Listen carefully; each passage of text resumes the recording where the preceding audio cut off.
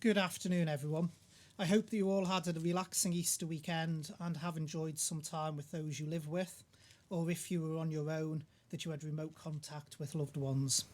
I would like to start by thanking the Lord Bishop for coming along yesterday to share some thoughts with us on Easter Sunday. Turning to the figures for today, the total number of tests now undertaken is 2,030. Those tests we have come back are 1,971, so we're awaiting results of 59 tests. From those, we now have confirmed cases of 232 in total, and the total presumed recovered is 131, which leaves us with active cases of 99. And there are also currently 13 hospital admissions of positive cases, and we are awaiting results for 15 other patients that are within Nobles. Before I move on to the main part of the briefing today, I would like to add both mine and the Chief Minister's tribute to Richard Lloyd, the second person on our island community to die after contracting COVID-19. A richly personal tribute was paid by the Chief Constable on Sunday. It would be hard, if not impossible, to surpass anything that the Chief Constable said. Richie's death was the saddest event in the Chief Constable's 36 years in policing, and the tribute will have touched many who heard or read it. Richie embodied the values of public service and community spirit. He not only played a full part in the community, he spent a large part of his life serving it. We have lost a very special person. Another light has gone out in our small, close-knit community, a light that can never be rekindled. But we must continue to fight this wicked disease that has now taken two of our community from us, and let's honour their memory by remembering them each and every day, and reminding ourselves why we need to continue, no matter how hard it may currently be, to ensure we comply with the rules that are there to keep our community safe. Celebrating Easter or anything else, birthdays, anniversaries, or milestones of any kind, is strange and difficult within our current limitations. It is hard to live within these restrictions, especially at a time when we want to be with friends and family and share this spring festival. But we are becoming adept at finding our way around difficulties and coming up with new and imaginative ways to do things we enjoy. It was good to see many examples of this being shared over the weekend. People have been joining choirs from their sitting rooms, worshipping, playing games with people from a distance. I even saw a decorated Easter egg competition being judged online. In the glorious warm weather we had on Friday, many people captured stunning images while out for their daily exercise on our beautiful island. It was lovely to see those being shared. I, for one, have seen pictures shared of places that, despite being Manx born and bred, I have yet to visit, and like others, I am noticing nature around me like never before. The vast majority of people are sticking by the rules, staying at home, maintaining social distance, making essential journeys only, and limiting themselves to a walk or a bike ride once a day. It seems to me that the overwhelming majority of the Manx public have got the message and are sticking to it. To all of you, thank you for playing your part in keeping our community safe. We are aware, however, that there is a minority who don't think the law applies to them. Well, it does. Your irresponsible and reckless behaviour is being called out, and you will be brought to book. Quite simply, you are endangering the health and well-being of others in our community, and we will not tolerate this. We will not let you undermine the hard work of the majority of our community who have made great personal sacrifices in order to help us contain this virus and protect the vulnerable in our community. The other topic I wish to address today is repatriation. You'll have seen the statement issued by government on Saturday, giving more details of our plans to bring home Manx residents who didn't make it back before the borders closed. This process isn't easy. placing restrictions around the freedom of others and requiring health checks as a condition of coming home is not something to be done lightly. We have never done anything quite like this before, and the protocols around our actions must be clinically sound as well as logistically doable. I certainly never expected to be standing here as Health and Social Care Minister supporting the mandatory quarantining of returning members of our community, and I hope no Health and Social Care Minister will ever have to do so again. The system we are putting in place is designed to protect island residents and ensure the efforts we have all made to keep our island safe are not compromised. It is hard, and I know the process around mandatory quarantine proposed has upset and worried many. But we must ensure the safety of everyone in our community, including those who are returning. Anyone who regularly watches these press conferences will remember the graph I displayed showing how our journey in fighting this dreadful disease is going and the risks to our health and social care service and community if we do not follow the path that we have set. Many have asked, why can returning residents not simply self-isolate at home?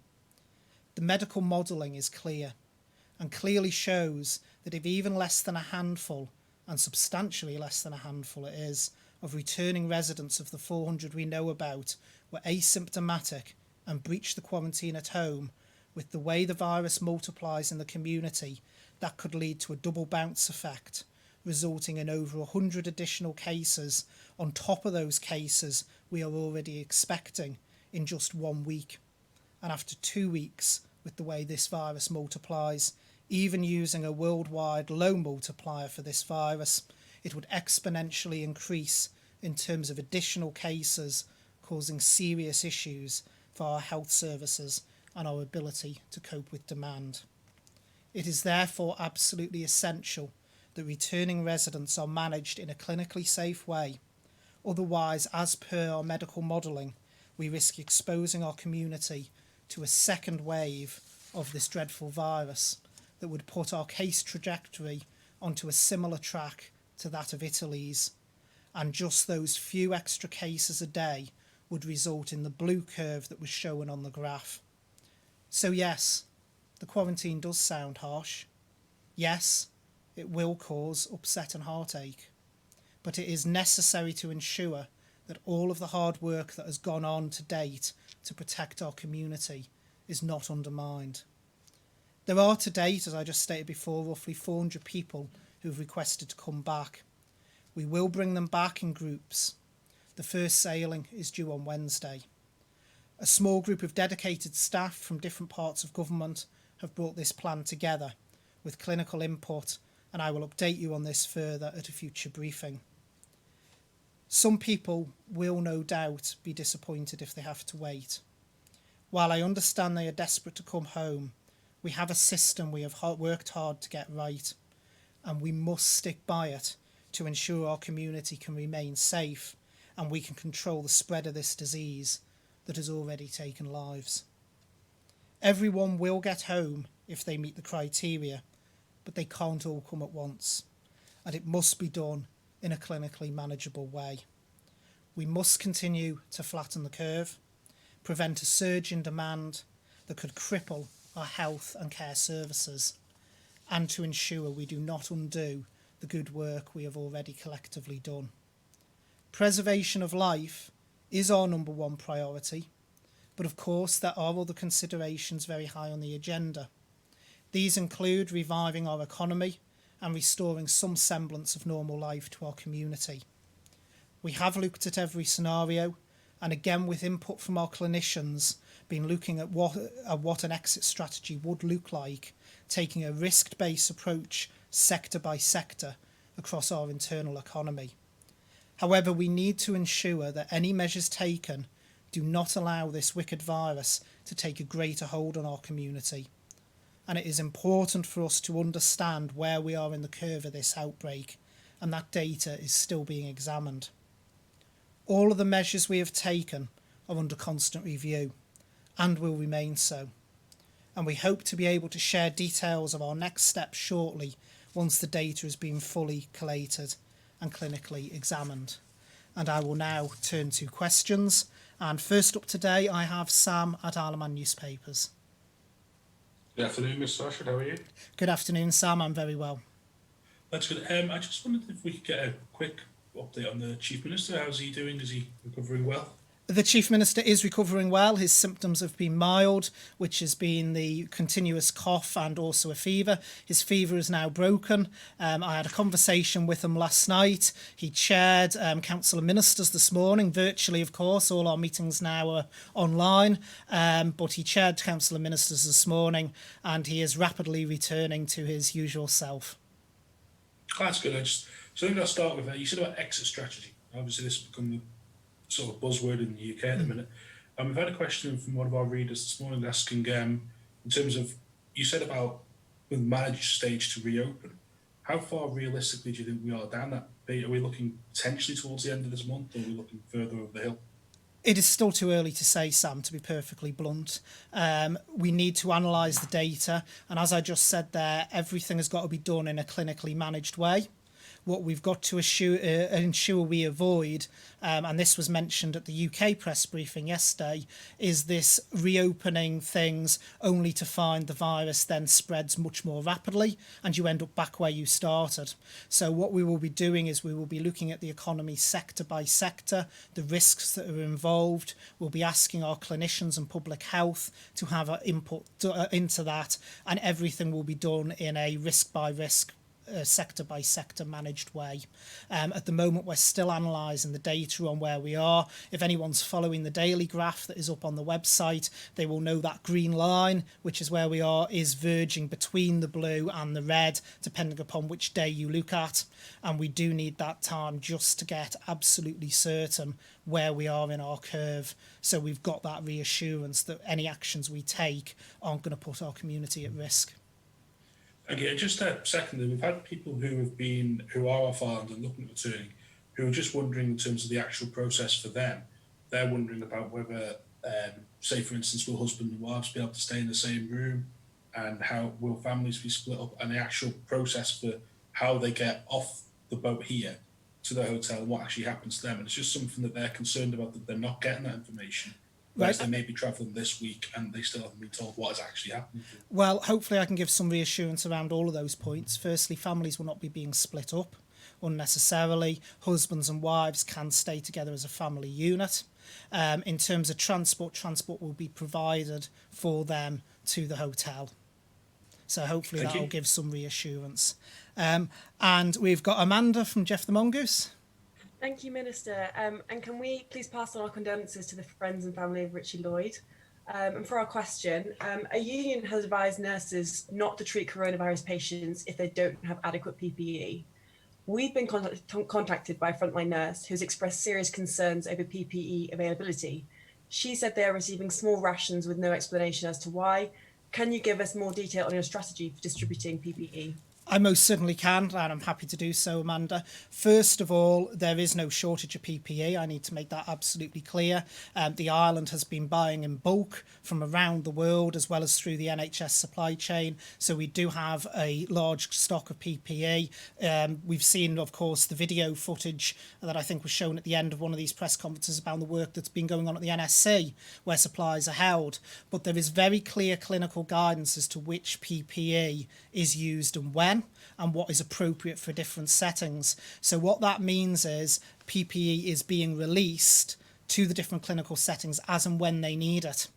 That might be a scary thing for some on the front line, because the process in the past has basically, I don't want to really use the phrase free for all, but people have been used to the fact they can just turn up and take whatever they require from stores at any given time. There is a much more clinically regimented process now around the use of PPE to make sure that it's being used in the correct way and also in the correct environment, so that the people who require different levels have got that level. So that, I think, is probably what's caused a bit of people being disconcerted. The fact that they were used to just being able to sort of help themselves.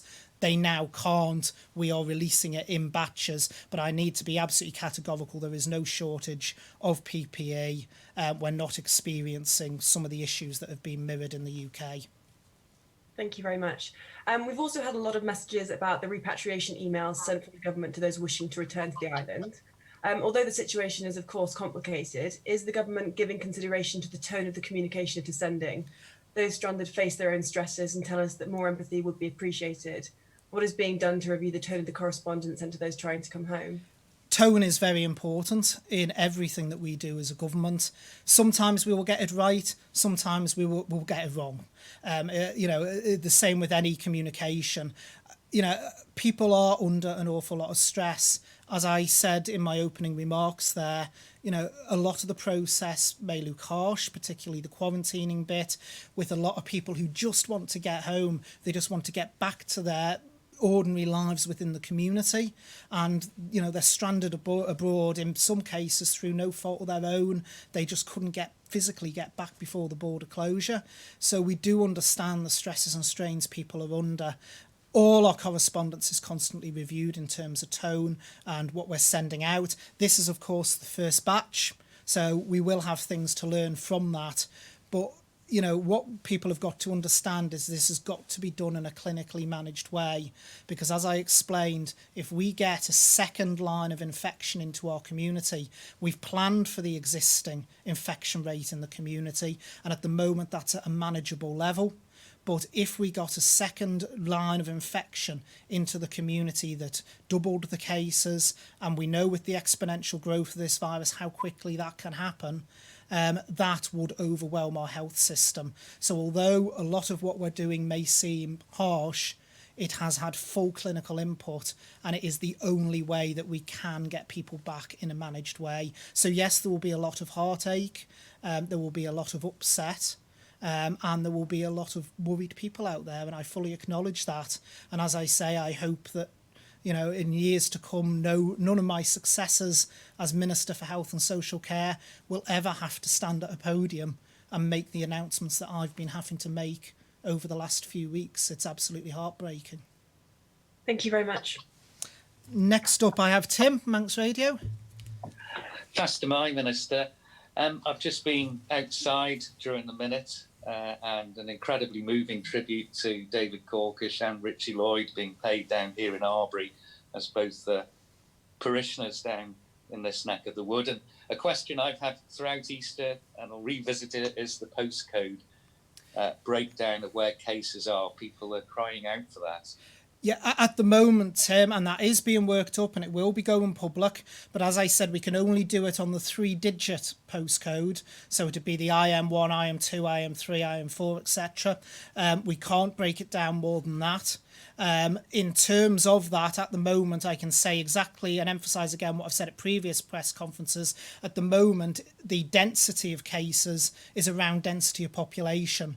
There is no cluster points being identified as yet that would say there is a particular area of the island that's a concern. The density of cases at the moment seems to be reflecting the density of population. So as I've mentioned before, the postcode with the highest density is IM2, but that's not unexpected because it also has the highest density of population. And revisiting another topic is, of course, cloth face masks, and we've seen the advice in Jersey has changed this weekend. Czech Republic, another country that are changing their advice. Are we looking to review wearing a face mask while out in public? We have reviewed it. We have also looked at the recommendations of the World Health Organization, and we are following those. And the World Health Organization is still quite clear. They reviewed their guidance only very, very recently in the last few days, and it is very clear that there is no benefit to wearing a face mask unless you actually either have COVID-19 or you are caring for someone who has already been diagnosed for COVID-19.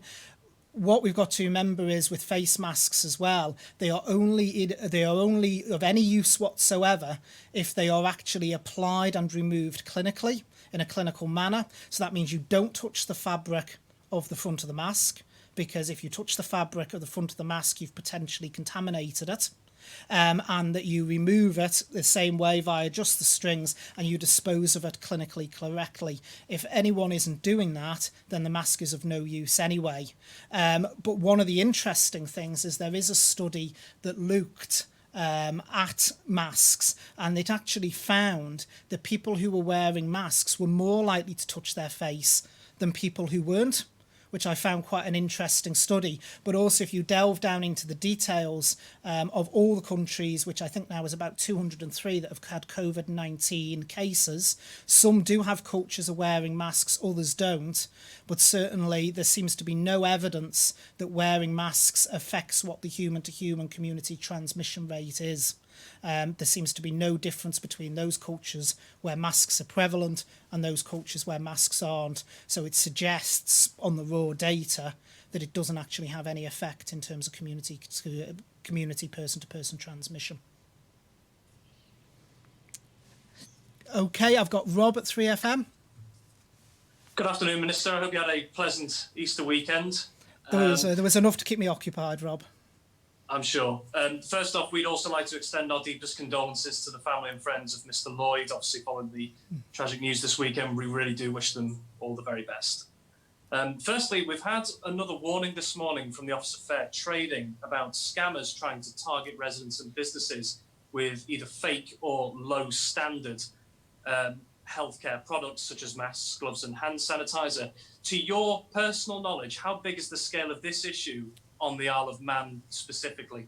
Well, I've only become aware of it in the last couple of days, and can I start by saying I find it exceptionally disappointing that at a time when people quite rightly are going to have fears, they're going to have concerns about the spread of this virus, that people would try and take advantage of that and actually try and make money out of it effectively. I think it's absolutely disgraceful that anyone would even consider doing something like that at a time when our community is battling this dreadful disease. In terms of widespread, I believe there's certain people who've been contacted. I don't believe it's massively widespread around the community, but what I would say is, as with any of these things, people should only ever purchase from trusted sources. Unfortunately, there is always going to be a very small minority who will try and take advantage of a situation. But I think that those people in these current circumstances should be absolutely, utterly ashamed of themselves. And if they are caught, then the full weight of the law will be brought against them. Thank you. My second question is also on the law-related side. The police have kept the public updated on the amount of reports of social distancing breaches over the weekend, and I think it was the Superintendent Bibby said between Good Friday and Easter Saturday they responded to nearly 100 reports of potential social distancing breaches. If, for example, someone is found to be in breach and they're held in custody, that number could rise depending on the amount of reports they get. How many, and I hope maybe you can provide a specific figure, how many cells do the police have available to deal with COVID-19 offenders before there's so many that it could actually impact what the police are doing in line with how they respect social distancing measures as well? Well, I mean, I don't have those figures. That would be something for the Chief Constable to answer in terms of the cells. But what I would say is most social distancing offences, if they are a first offence, can be dealt with via a warning from the police, which the Chief Constable explained when he came to the press conference last week. It is only then if we start seeing the same people time after time, and I did allude to it in my speech, that there are unfortunately a very small minority who seem to think the rules don't apply to them, then again, as the Chief Constable made absolutely clear when he stood at this podium last week, the full weight of the law will be brought against them. Most social distancing offences are one-offs that can be dealt with via warning or the existing there, but those that continuously try to breach it, they will find themselves in court. In terms of people being held in custody, so the numbers I would expect in those terms will be quite low, because it will, I would imagine, be the serial repeat offenders that the Chief Constable alluded to when he was here. Okay, thank you.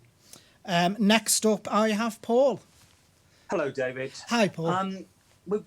Usual thing here, trying to put some, facts before the audiences, because everybody is seeing things on the internet. Can you confirm or deny the ICU is now full?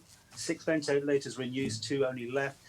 And of course, on that same basis, you made a pitch that you're part of NHS England and they've had a delivery of ventilators. Have you had any? Are you expecting any, etc.? Right, in relation to ventilators, it's not true that we're full.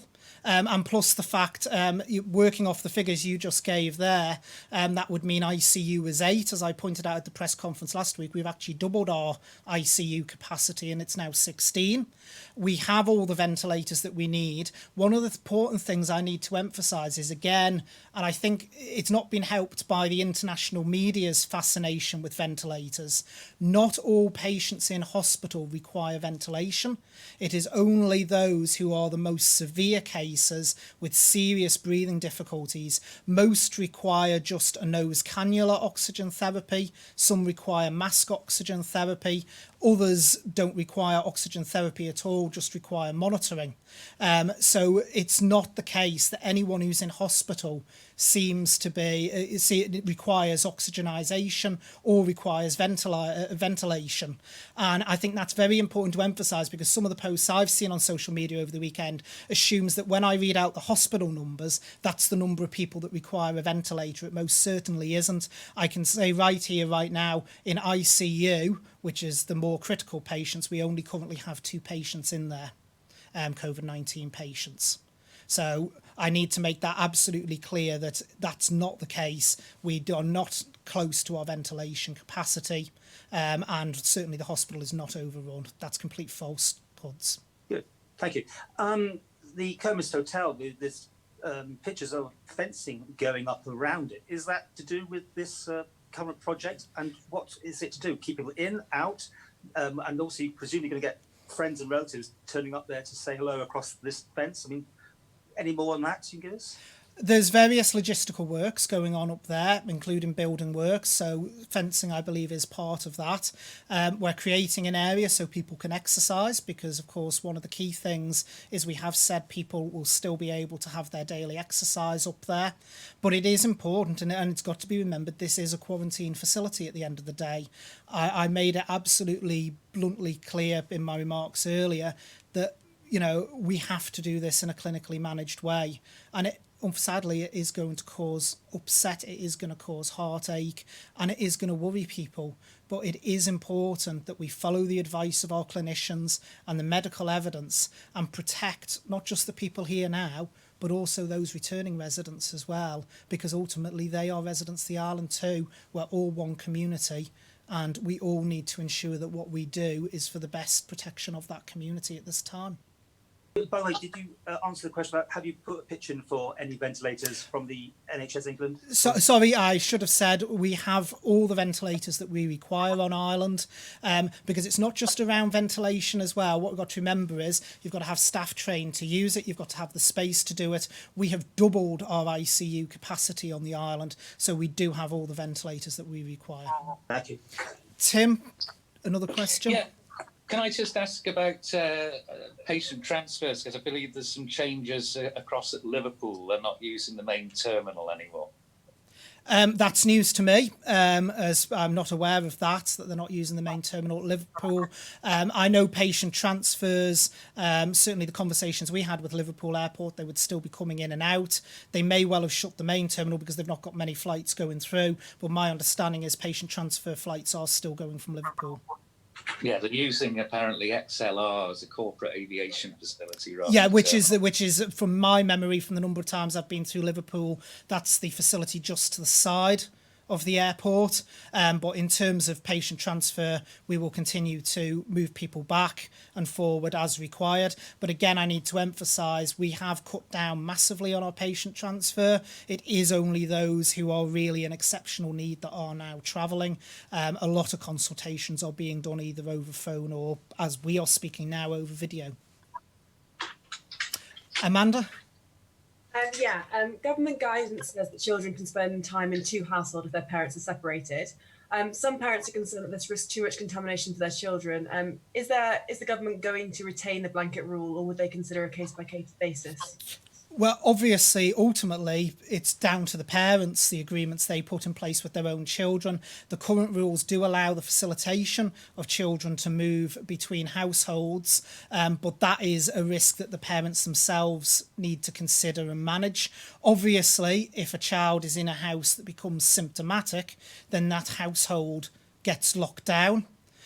So when we're referring to those rules, we're referring to cases where it's asymptomatic, where neither household is actually showing symptoms. The rules change if symptoms present, because at that point it would shut down. But that is a decision for parents themselves to make, whether or not. If the parents disagreed, would that be a case-by-case basis? To be honest, it's not for government to be being involved in where children reside. The rules have been set medically, and medically it has been agreed that children can transfer. So government is coming from this from a medical point of view. In terms of disagreements, that would depend on any legal agreements parents may have in place about the transfer of children. That is not for us as a government to be interfering with any legal agreements that might be in place. What we come from is the health point of view, and that is if both households are asymptomatic, then children can continue to transfer as normal. If a household becomes symptomatic, any of those households, then obviously the children have to quarantine along with the household. But it's not for us to be trying to resolve legal disputes between parents. Sam? I think I'm sorry if this is slightly going back over old ground again. It does feel like some things do. We had a teaching union put out a press release saying that teachers who are obviously staying in school, especially during Easter holidays as well, more likely to be exposed to anything that is going around, and yet they're not being supplied with PPE. What has been done to resolve that issue? Because they're saying they're having problems with the education department. My respect to the health minister, of course, does all transfer around government at the minute. Right, so in relation to education, I know education's been looking at this. They're aware of certain teachers' concerns. Before I came in to do this press conference, I was speaking actually to the Minister for Education, and I know it's something that's on education's agenda. There is very specific guidelines around PPE, what should be used and where, and that includes the education setting. Those guidelines, certainly from what I've seen, are being adhered to, but the Department for Education is aware of the union's concerns. They're also aware of certain teachers who've expressed concern, and I know there will be a communication going out very shortly from the department to engage with them around those. Thank you. Tim and then Paul. Returning to the repatriation, and we know that people coming back to the island are going to have to pay for the boat and also for the quarantine. Can I ask about affordability issues with regard to that? Right. How much is it going to cost?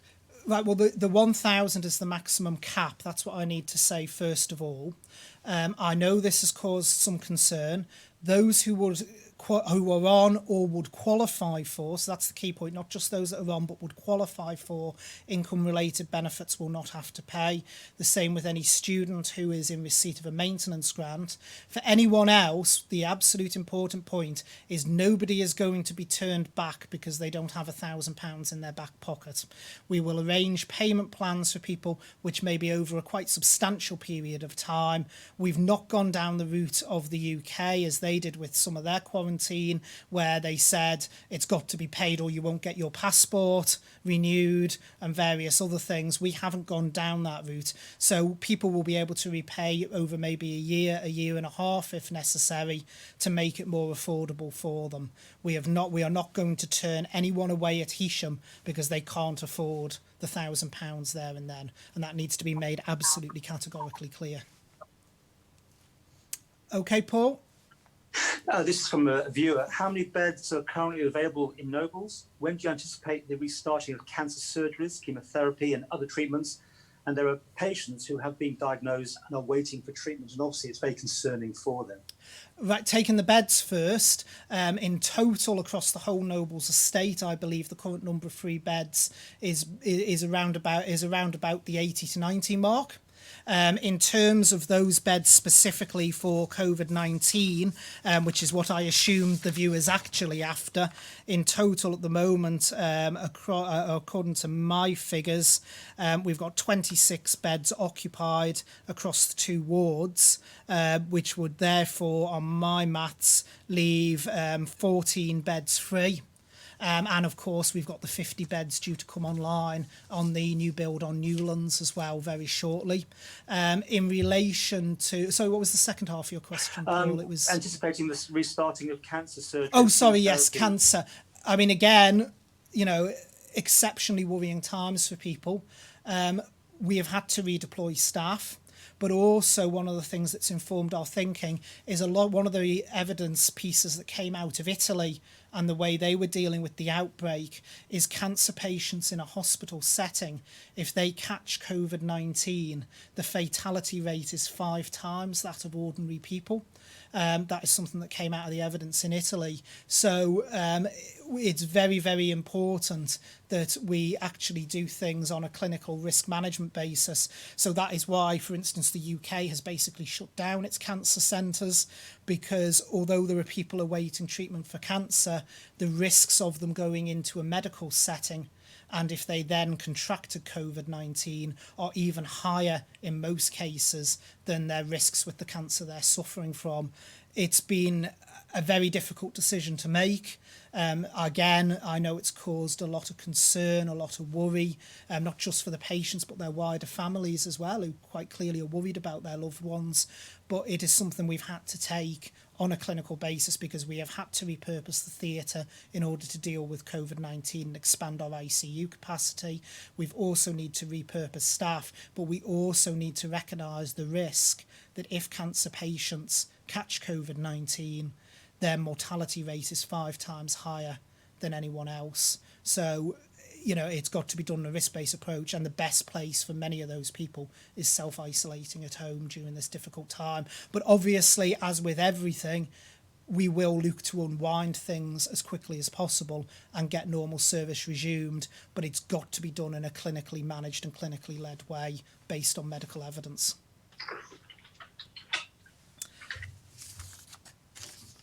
Well, thank you very much indeed. I'd just like to give a couple of quick shout outs for today. Firstly, thank you to Impact Kickboxing, who have been continuing doing virtual training with 200 of their students, ensuring they can keep fit and well at home. To the Friends of Nobles Hospital, who have donated over £200,000 for new ventilators to be used in ICU. Thank you very much to them, that really is appreciated. Colburns, who have donated a tall fridge to Ward 12 free of charge to support the team. Annika Spa for their great customer service. Jean Norris of Andrea Meats, Andy Corrie and all the team across the co-ops island-wide. Claire Christian of Claire Christian Couture for all the work she is doing helping other businesses. Harding Meats in Onken. First Care Carers for all their efforts for the elderly and vulnerable, and Strang Stores for supporting residents in their area. Today I would like to mention a serving police officer who has moved out of his home to protect his pregnant wife and young child. They are apart so he can do his job as a key worker, but at the same time protect his wife and family. Also, the guys at Friar's Fish and Chip Shop in Onken deserve a shout out. A resident of Onken whose daughter lives in Canada messaged them and asked if she could order a fish and chip supper to be delivered to her mum and elderly neighbour as a Saturday night treat, and they went out of their way to do so. As Minister for Health and Social Care, I'd also like to take the opportunity to say a big thank you to all the staff working across our care homes. This is a difficult and scary time for all of our frontline workers. I know from speaking to someone associated with Retna Bay that from the cooks, housekeepers, carers, all the way up to the managers, they are all going above and beyond to keep their residents safe and well. I know that is the same in all of our other care homes across the island. So thank you to all our care home workers who I know are doing everything they can to keep their vulnerable residents safe. And it really is appreciated, especially at this difficult and unsettling time when I know many staff in care homes will have their own fears, anxieties and worries as well. Thank you for all that you're doing. And thank you very much for everyone, and I'll see you tomorrow.